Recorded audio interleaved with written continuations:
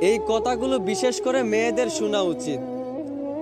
একটা মেয়ে তার স্বামীর সাথে বছরখানিক সংসার করার পর তার স্বামী কোনো একটা কারণে তাকে ডিভোর্স দেয়। তার কিছুদিন যাওয়ার পরই ওই মেয়েটা আবারও দ্বিতীয় একটা ছেলের কাছে বিয়ে বসে। ওই ছেলেটার সাথেও বছরখানিক সংসার হয়। হঠাৎ একদিন চলার পথে তার দ্বিতীয় স্বামী তাকে জিজ্ঞেস করলো, আচ্ছা, তোমার চলার পথে তো আমি তোমার কোনো ভুল দেখতে পাইনি, তোমার চলার পথে তো আমি তোমার কোনো খুঁত দেখতে পাইনি, তাহলে তোমার প্রথম স্বামী তোমাকে ডিভোর্স দিল কেন?